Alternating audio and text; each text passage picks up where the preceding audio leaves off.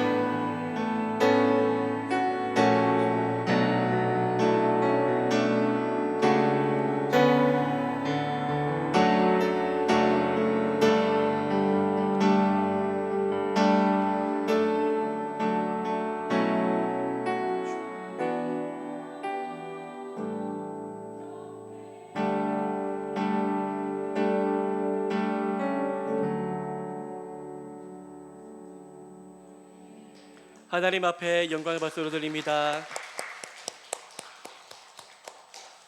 할렐루야, 할렐루야. 오늘 제가 찬양하면서 앞에 있는 분들도 얼굴을 한번 많이 보고 또 제가 잘 보면 또 민망하실까봐 안 보는데 오늘 한번 유심히 한 분 한 분 봤어요. 참 찬양하는 모습이 참 너무 아름다우시고 참 귀하다라는 그런 마음을 품는 시간이었습니다. 여러분들 우리 주변을 늘 한번 잘 보십시오. 예배하는 모습이 가장 아름다운데 참 손들고 찬양하며 하나님 만나고자 하는 그 모습을 우리가 볼 때도 참 아름다운데 하나님께서 보실 때 얼마나 아름다울까 하는 그런 생각들을 가져보게 됩니다. 늘 함께 예배할 수 있음이 참 기쁨되고 우리 보니까 머리 자르신 분도 있는데 함께 예배함이 참 기쁨되고 참 감사하고 그렇습니다. 우리 옆에 계신 분들 함께 이렇게 한번 인사합시다. 함께 예배함이 기쁨됩니다. 오늘 이 시간은 한 청년과 예수님과의 만남을 통하여 영생이 어떻게 오는 것이며 이 영생을 정말로 사모하는 자에게 필요한 것이 무엇인가에 대해서 함께 나누며 기도의 제목으로 삼고자 합니다. 어떤 사람이 예수님 앞에 나와서 이런 질문을 하였습니다.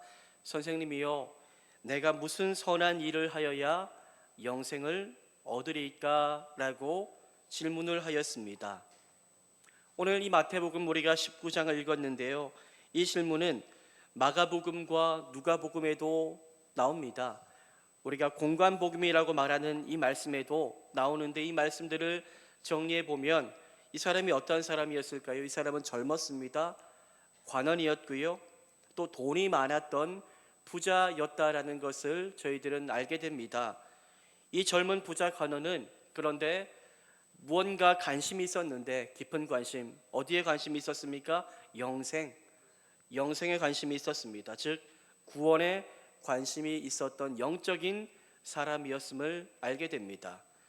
그는 예수님을 만나고자 하는 목적이 있었는데 영생을 알고 영생을 얻기 위함이었지요.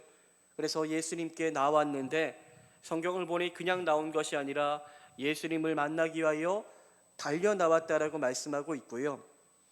심지어 다른 공간복음서에 보면은 예수님 앞에 무릎을 꿇었다라고까지도 말씀하고 있습니다. 마가복음 10장 17절에서 이 사람이 어떠한 모습으로 예수님 앞에 나왔는지에 대해서 말씀하고 있는데 함께 한번 읽어보겠습니다. 시작. 예수께서 길에 나가실새 한 사람이 달려와서 꿇어 앉아 묻자오되 선한 선생님이여, 내가 무엇을 하여야 영생을 얻으리까? 이 젊은 부자 관원은요, 예수님께 어떻게 왔다고요? 달려왔다고요. 달려왔고 무릎을 꿇고 예수님을 불렀습니다. 그는 예수님을 어떻게 불렀습니까? 우리가 오늘 읽은 말씀에는, 이 마태복음 말씀에는 선생님이요 라고 말씀하고 있고요, 마가복음에서는 어떤 선생님이요? 선한 선생님이요 라고 그는 불렀다라고 기록이 되어 있습니다. 그가 예수님 앞에 달려왔고 무릎을 꿇었고 선생님이요, 선한 선생님이요 라고 말한 것을 보아서 이 젊은 부자 관원은 이미 예수님에 대해서 잘 알고 있었고 예수님에게 무엇인가를 기대하는 마음들을 가지고 찾아왔다는 것을 우리는 알게 됩니다. 이 젊은 부자 관원은 이미 예수님의 권세 있는 가르침과 예수님이 행하신 놀라운 기적에 대해서 익히 소문을 들었기에 잘 알고 있었으며 또 예수님은 다르다, 전통에 의존하여서 율법의 것만을 강론하는 다른 어떤 랍비들과는 질적으로 차원이 다르신 훌륭하신 분이시구나라는 것을 그는 알고 찾아왔습니다. 그래서 그는 예수님을 통해서 기존의 종교 지도자들에게 얻을 수 없는 본질적인 영생, 생명, 구원에 대해서 알고 얻고자 예수님을 찾아온 것입니다. 이 젊은 부자 관원은 여러분들 영적인 것에 아주 관심이 많았습니다. 영적인 것.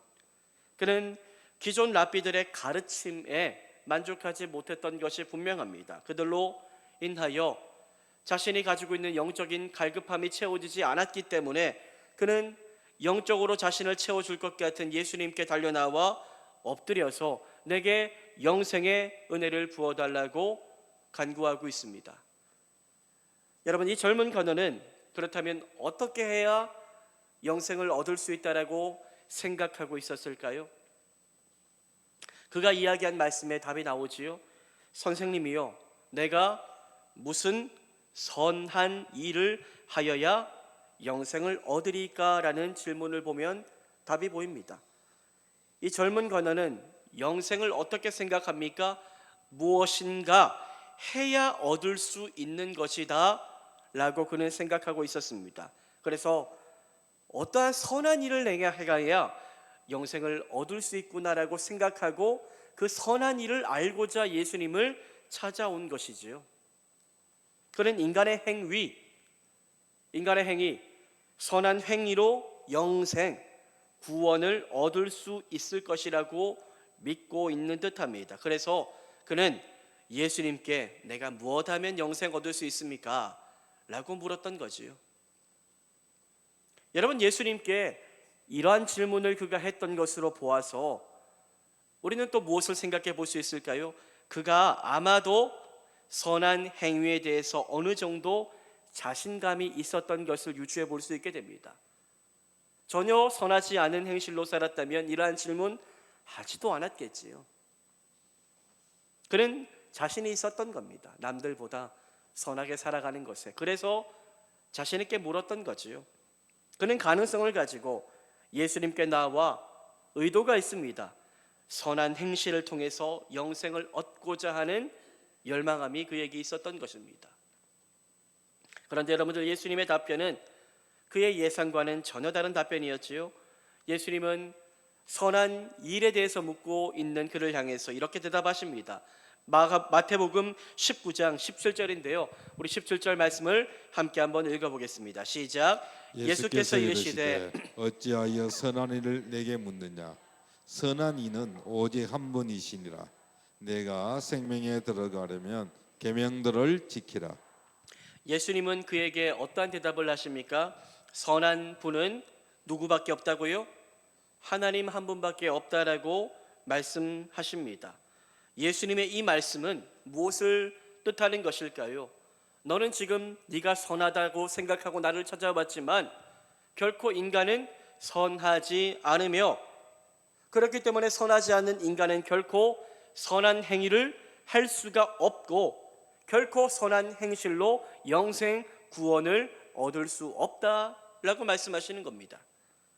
이 젊은 관원은 영생을 인간의 선한 행위의 노력으로 얻을 수 있다라고 생각하였는데요. 하지만 예수님은 그의 생각이 틀렸다라고 말씀하시는 것입니다.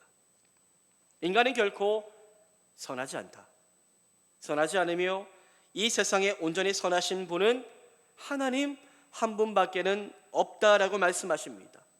인간은 죄로 인하여 죽었던 인생이기에 인간의 이 죄악된 능력으로 선함이 결코 나올 수 없음을 예수님은 강조하며 말씀하시는 겁니다.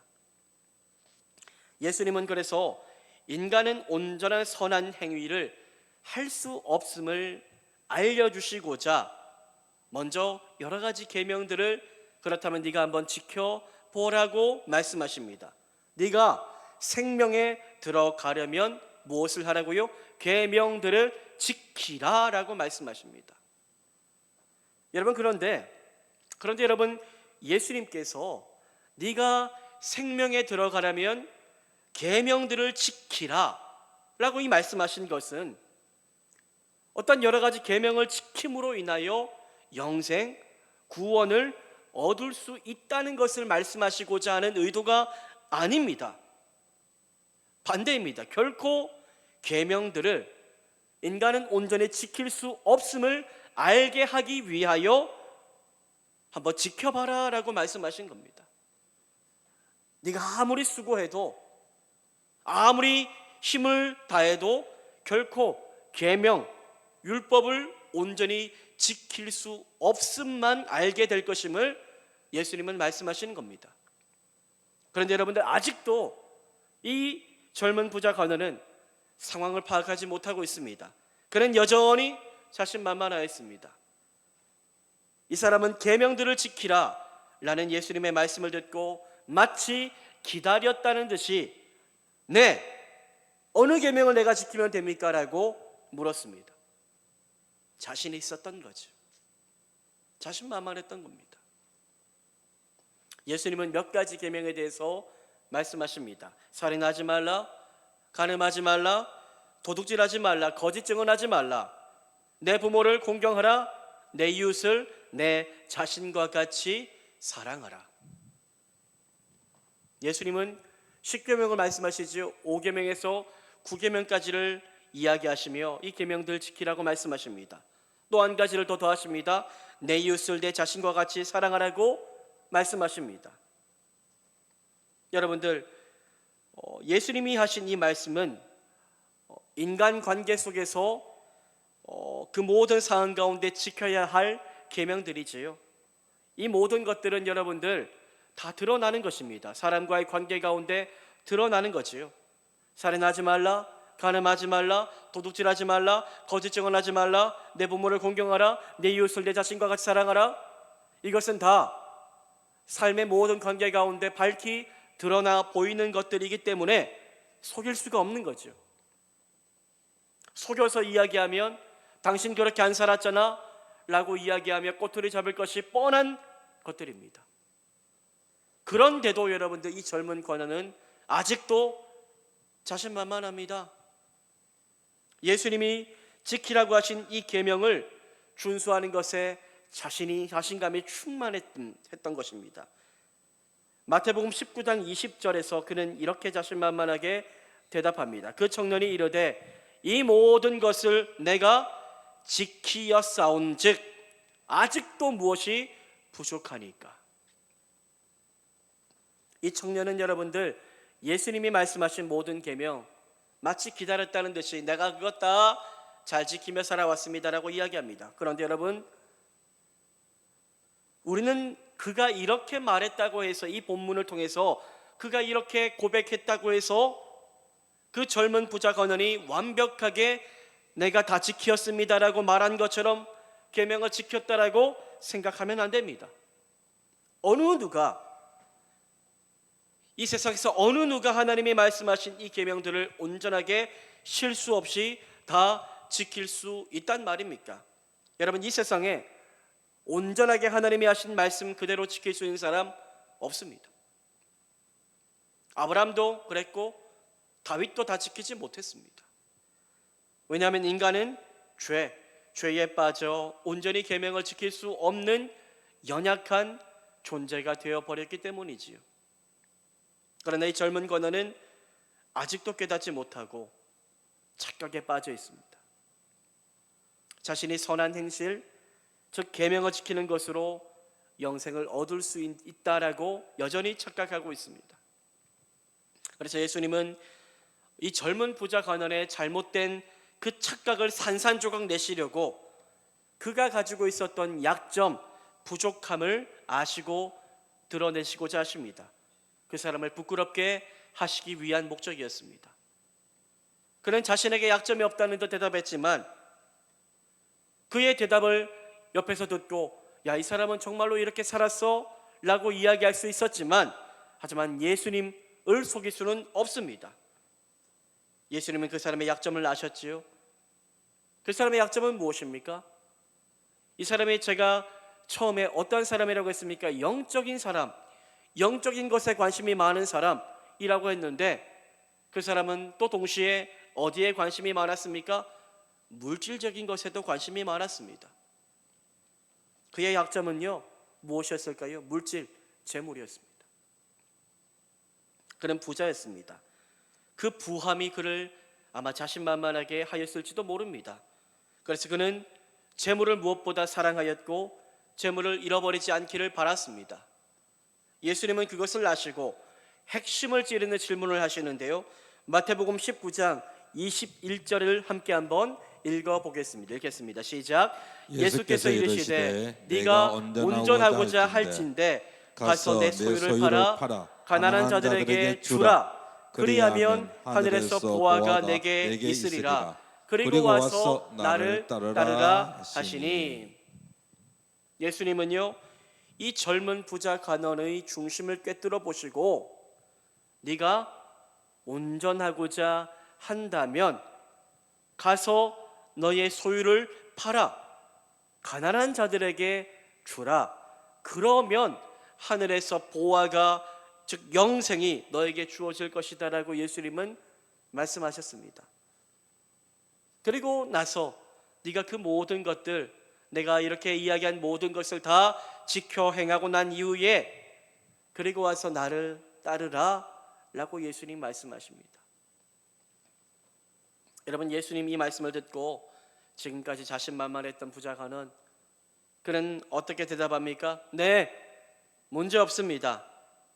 아이고 그것 할 수 있지요. 다 지키고 예수님 따르겠습니다 라고 이야기합니까? 아니었습니다. 그는 예수님의 그 말씀을 듣고 아마 가슴이 뜨끔하였던 것 같습니다. 그 자리에서 그는 얼음처럼 굳어버렸습니다. 조금 전까지만 해도 그렇게 자신만만하더니 그 모습이 순식간에 사라져 버렸습니다. 왜일까요? 마태복음 19장 22절은 그 이유를 분명히 알려줍니다. 이렇게 말씀합니다. 그 청년이 재물이 많음으로 이 말씀을 듣고 근심하여 가니라. 예수를 따르니라. 이것 다 내가 팔아서 나눠주고 예수를 따르니라 라고 말씀함이 합당할 법한데 아니었습니다. 재물이 많음으로 예수님의 이 말씀을 듣고 근심하여 가니라, 돌아갔다라고 말씀하고 있습니다.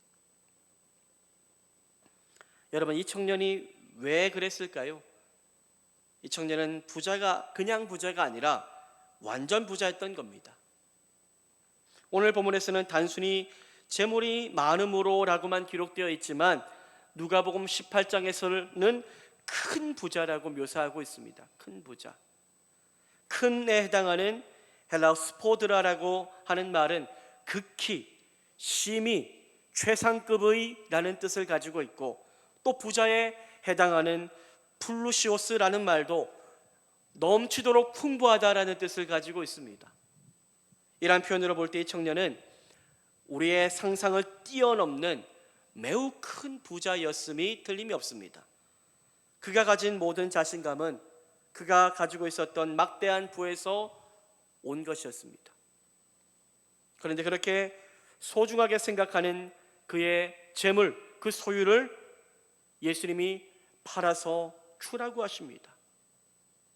그 말을 듣는 순간 그는 얼음처럼 굳어버렸고 깊이 근심하며 고개 숙인 채 그 자리를 떠나게 되었습니다. 그리하여 그의 목적은 여러분들 이루어지지 않지요. 선한 행실, 선한 삶으로 구원, 영생을 얻으려고 하였던 그의 계획은 산산조각 나버리게 되었습니다. 여러분, 영생은요, 구원은요, 어떤 계명을 지키는 것, 율법을 지키는 것, 내가 선한 삶을 살아가는 것, 이것으로 얻을 수 없는 것입니다. 이 세상에서 여러분들 완벽하게 율법을 지켜서 구원 얻을 수 있는 사람은 단 한 사람도 없습니다. 우리는 선하지 않은 죄인이기 때문입니다. 구원은 여러분들 오직 어떤 행실이 아니라, 행위가 아니라 하나님의 베푸신 은혜로 받는 것임을 기억하십시오. 자격 없는 우리에게, 전혀 선하지 않는 우리에게 하나님께서 은혜 베풀어 주심으로 행위가 아닌 믿음으로 인하여 영생 구원을 얻게 된 것입니다. 그러니 여러분, 구원받기 위하여 예수님께서 행하신 일에 무엇인가를 더하려고 애쓰지 마십시오. 구원받기 위하여 선하게 살려고 힘쓰지 마십시오. 또 반대로 내가 말씀대로 살지 못해서, 선한 행실로 살지 못해서 나의 구원이 사라질까 두려워하지도 마십시오. 그것은 착각이고 교만입니다. 우리가 잘 살아서 말씀대로 잘 순종해서 구원받는 것 아닙니다. 또 우리가 잘못 살아서 내 구원이 사라지는 것도 아닙니다. 영생은 구원은 우리의 행위에 달려있지 않습니다. 오직 하나님의 은혜에 달려있는 것임을 기억하시며 그저 나 같은 죄인 살리신 예수님께 고맙고 감사하여 주님만을 찬송할 수 있는 우리의 삶이 되기를 소망합니다. 여러분들, 우리는 영생 구원받기 위하여 선한 행실 행할 이유가 없습니다. 하지만 우리는 선하게 살아야 되죠. 왜요? 왜 선한 행실로 살아가야 할까요? 하나님의 은혜로 인하여 값없이 받은 구원 영생의 은혜에 그저 감사하기 때문입니다. 자격 없는 나, 여러분들 우리도 이 젊은 부자 간원처럼 자신만만할 때 있잖아요. 그런데 우리는 압니다. 내가 얼마나 못난 인간인지. 남들에게는 괜찮은 사람처럼 보이지만 내 속은 얼마나 어둡고 더러운지 알지 않습니까? 그런데 그 자격 없는 나를 택하여 주셨고 또 내게 구원을 받을 수 있는 믿음 주셔서 하나님의 은혜 가운데 구원받은 영생의 존재가 되었기에, 그리하여 죽음의 자리에서 생명의 자리로 옮겨졌기에 이 사실 앞에 그저 감사하며 이제 이후로는 나를 구원하여 주신 예수님의 제자, 예수 따라가는 그 삶, 주님이 말씀하시는 선하신 그 믿음의 삶을 살아가는 것입니다. 여러분, 선한 일을 행하는 것은 구원의 조건이 아니라 구원의 결과임을 기억하십시오. 우리가 오늘도 선한 일을 행해야 하는 것은 구원받기 위해서가 아니라 이미 나는 구원받았기에 그 은혜에 감사하여 행해야 하는 것임을 잊지 마시기를 바랍니다. 여러분, 완벽한 것 같았던 이 부자는 어디에서 막혔습니까? 재물의 문제에서 막혔지요. 그의 선함은 재물의 문제를 결코 넘지 못했습니다. 그리하여 그는 행위로 구원을 받지는 못합니다. 부자는 왜 근심하며 떠나갔을까요? 예수님보다 자신을 부유하게 해준 재물을 더욱 사랑했기 때문입니다. 그 재물과 예수님과의 그것을 바꾸지는 못했던 겁니다. 이것은 재물이 여러분들 우상이 되면 이 재물이 우리로 하여금 예수님으로부터 멀어지게 할 수 있는 장애물이 될 수 있음을 깨닫게 합니다.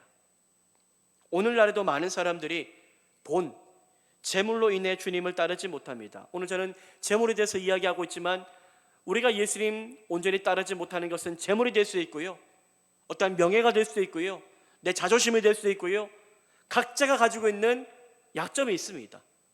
각자가 가지고 있는 약점, 이것을 놓고 오늘 우리가 함께 기도할 텐데요. 하지만 이 사람은 재물 때문에 예수님 따르지 못했습니다. 오늘날에도 많은 사람들이 돈, 재물로 인해서 주님을 따르지 못합니다. 돈을 사랑함이 일만하게 뿌리가 되어버린 시대입니다. 돈이 전부이고 돈 있으면 행복하고 돈 있으면 내가 모든 것을 가졌다라고 여겨지는 세상 가운데 우리는 살고 있습니다. 여러분, 그래서 돈이 우리 인생의 주인 되어 예수님이 있어야 될 자리를 빼앗아가 버렸습니다. 예수님은 이렇게까지 그래서 경고하며 말씀하십니다. 마태복음 19장 23절과 24절 말씀을 우리가 함께 읽어보겠습니다. 시작. 예수께서 제자들에게 이르시되 내가 진실로 너희에게 이르노니 부자는 천국에 들어가기가 어려우니라. 어려우니라. 다시 너희에게 말하노니 낙타가 바늘귀로 들어가는 것이 부자가 하나님의 나라에 들어가는 것보다 쉬우니라 하시니. 아멘.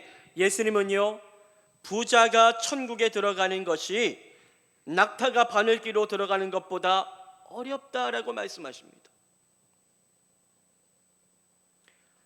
이 말씀이 여러분들 모든 부자가 다 구원받지 못한다는 말씀은 아닙니다. 하지만 이 부함을 사랑함으로 인하여 예수 따라가지 못하는 그런 잘못된 길로 갈 수 있음을 무섭게 경고하시는 것입니다. 왜 이렇게까지 말씀하시는 걸까요? 돈이 우상이 될 수 있음을 예수님은 아셨기 때문입니다. 구약의 여러분들 이스라엘 백성들도 결국 우상을 따라갔던 것이 무엇 때문입니까? 재물, 풍요. 내가 잘 먹고 잘 살기 위해서 붙잡지 말아야 될 이방 우상들을 붙잡고 살았지 않습니까? 그 이방 우상 의지하면 비가 오고 풍요로워지고 물질을 얻을 수 있을 것이라고 생각하여 그렇게 그들은 잘못된 길로 걸어갔지 않습니까? 여러분, 돈이 우상이 될 수 있습니다. 돈이요. 돈이 사람들의 주인, 구원이 될 수 있습니다. 물질이 하나님보다 더 큰 의지가 되어 하나님을 멀리하고 예수님을 멀리하고 예수 영접하는 일에 우리 마음을 두지 못할 수 있습니다. 여러분, 세상에서 부자 되는 것이 다 복이 아닙니다. 늘 자녀들을 위해서 기도할 텐데 우리 자녀들 잘 되게 해주세요. 우리 자녀들 형통하게 부하게 해주세요. 물론 기도하는 것이 좋습니다. 그런데 부자 되는 것이, 자녀들이 세상에서 부하게 되는 것이 잘 사는 것 복이 아닙니다. 그것 때문에 주님을 멀리하고 주님을 떠나고 주님을 사랑하지 않게 된다면 그 부가 도리어 복이 아니라 화가 될 수 있다는 사실을 우리는 잊지 말아야 할 것입니다. 그렇게 우리는 기도할 때에 세상의 부요함보다 주님이 주시는 구원의 부요함을 위하여 간절히 기도할 수 있는 정말로 영생을 소유하기를 힘쓰는 자들이 되어야 될 줄 믿습니다.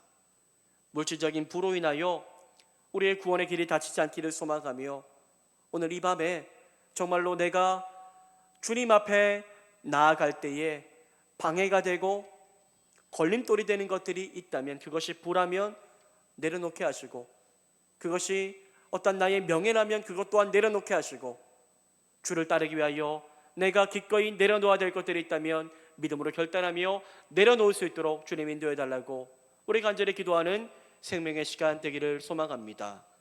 말씀을 정리합니다. 구원은요, 행위가 아니라 하나님의 은혜로 받는 것입니다. 내가 착해서, 내가 선해서 여기 우리 구원받은 사람 한 사람도 없습니다.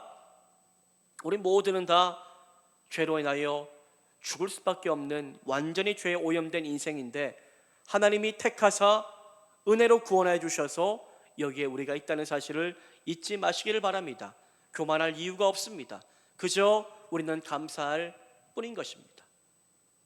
여러분, 내게 주신 은혜 주신 하나님 앞에 그렇기 때문에 우리는 어떻게 살아가야 될까요?